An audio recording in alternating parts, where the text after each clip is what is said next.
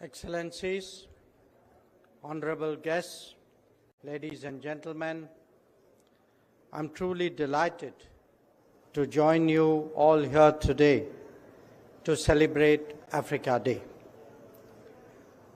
Our relationship, our connect, our empathy is truly special. Many of you would be aware of the deeply held view in this country that our independence would not be complete until Africa secured hers. Today, that logic extends to development, to prosperity, and to progress as well. When we speak of food, health, and energy security, it is not just a concern about our national prospects. It is equally about the challenges that Africa faces and the solutions that could emerge from international partnerships. The COVID experience was deeply scarring for all of us, but most of all for Africa. The vaccine apartheid was accentuated by travel restrictions and followed by financial decisions which hurt the continent very deeply. Assessing the dismal state of progress on realizing SDGs, the picture is most difficult when it comes to Africa. So these are indeed difficult times and challenging circumstances, but all the more reason for India and Africa to stand together firm and fast. I am sometimes asked the question about the Global South, of which we, India and Africa, are two key segments. My reply has always been that those who raise queries about the Global South will never understand it, and those who get it will never raise questions. So, Excellencies, ladies and gentlemen, let me underline that today is an occasion for us to express our solidarity, our friendship, our partnership with Africa. India has always been and will always be with Africa.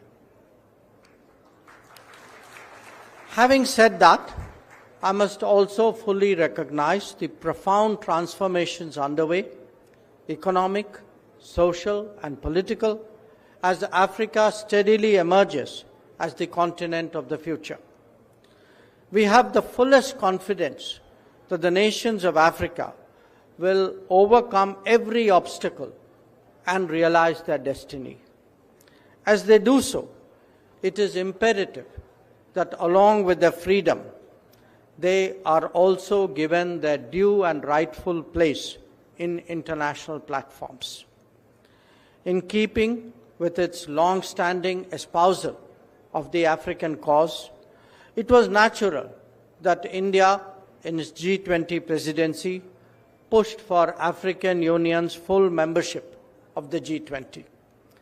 The same spirit guides our approach to the reform of the United Nations, especially the Security Council.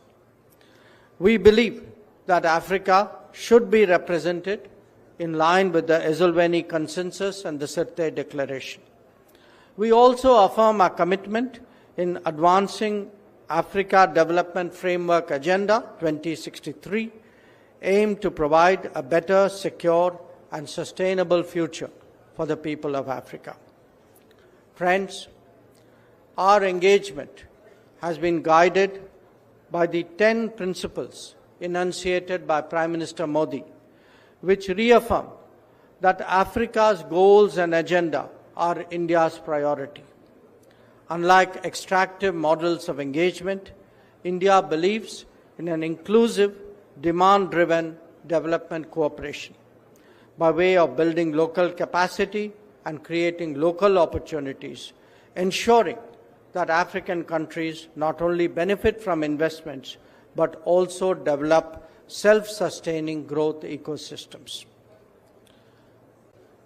India is committed to the overall development of Africa by keeping our markets open, sharing our experiences with the digital revolution to support Africa's development, improving delivery of public services, spreading education and digital literacy in Africa, strengthening African agriculture, and working with African nations to keep the oceans open and free for the benefit of all nations. Demonstrating our commitment to Africa, we have expanded our diplomatic footprint in recent years with the opening of 17 new diplomatic missions, bringing the total number of Indian missions in the continent to 46. Friends, in the spirit of Vasudhaiva Kutumbakam, the world is a family, India has placed development cooperation and capacity building programs at the core of its partnership. India has also been in the forefront of offering training to African candidates under its flagship iTech program. Over 37,000 Africans have been trained in India under the iTech and ICCR scholarships in the last 10 years. The Indian Institute of Technology in Zanzibar, Tanzania, the National Forensic Science University in Uganda, the Entrepreneurship Development Center in Rwanda, and various centers of information technology in several countries testify to our commitment to advancing education in African countries. India also remains steadfast in its commitment to develop Africa's connectivity and infrastructure. Spread over 200 projects across the continent in areas spanning railways, power generation, and agriculture, as well as water supply, our initiatives aim to develop self-sustaining growth in Africa. In the last decade, we have extended more than 700 million grant assistance to African countries, which include cancer therapy machines like Babatron, medical equipment and medicines, including during the COVID through our Vaccine Maitri program, ambulances and indigenously made low-cost artificial limbs called Jaipur Foot, and which have actually benefited more than 13,000 patients in 21 African countries, as well as food grains to combat drought-like situations. Excellencies, distinguished guests, today India is Africa's fourth largest trading partner, with bilateral trade of nearly $100 billion. Indian companies have made substantial investments, nearly $75 billion, across the continent in areas from pharmaceuticals, IT, automobiles, banking, and mining.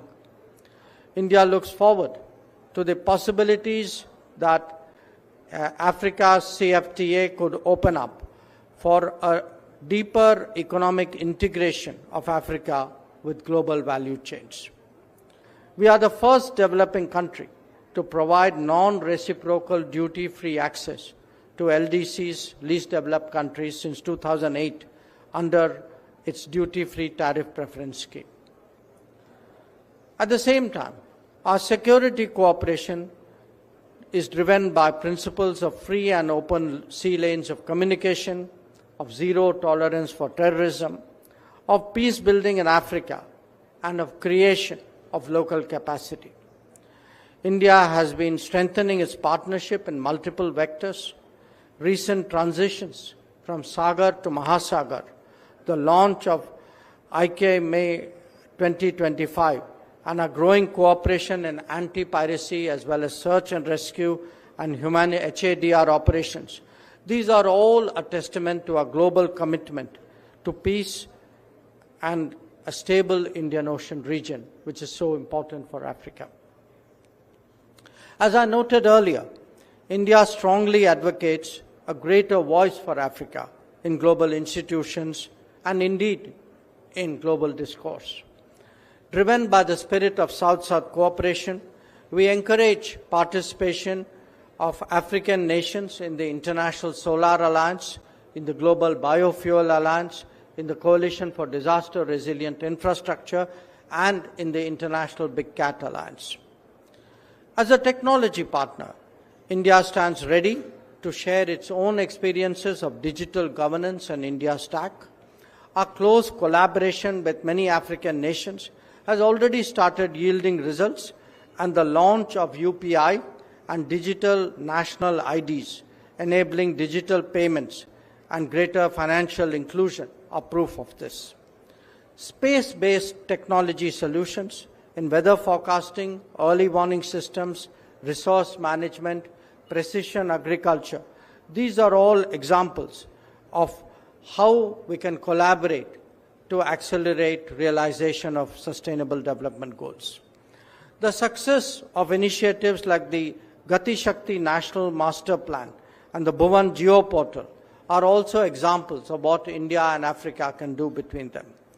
In the recently adopted Waves Summit Declaration, which happened earlier this month in Mumbai, India is committed to partnering with African nations to harness the power of their youth and media for creating a mutually beneficial creative economy. Friends, the 3.5 million strong Indian diaspora in Africa has played a role as a living bridge between our two shores. We have extended e-tourist visa facilities to 33 African nations and improved direct air connectivity to promote trade, technology, and tourism. I believe that India and Africa must engage and work closely together. In this regard, as Excellency Dean, you also mentioned, we look forward to organizing the India-Africa Summit 4 very soon. We hope that the event would provide a more contemporary agenda of cooperation aimed at realizing Africa's priorities. Africa Day 2025 is being marked with the theme of justice for Africans and people of African descent through reparations. We in India can fully empathize with Africa's pain, having been subjected to loot, pillaging, and slavery ourselves by colonial powers. While nations of the world have regained their freedom, the legacy of the past remains strong in the global order. The inequities of the past are extrapolated into the unfairness of the present and the uncertainty of the future. The world has seen progress towards political reordering, but the economic, social, and cultural dimensions are far from being addressed. There has to be credible accounting of the past if the world is really prepared to move on. Friends, let me conclude with a quote from Prime Minister Modi, words that he said in Africa 7 years ago.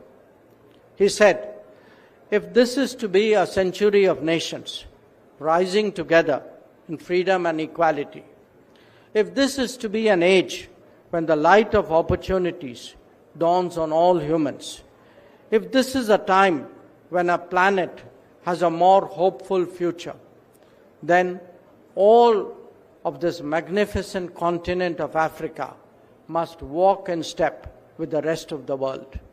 India will work with you and for you." I thank you. Thank you so much.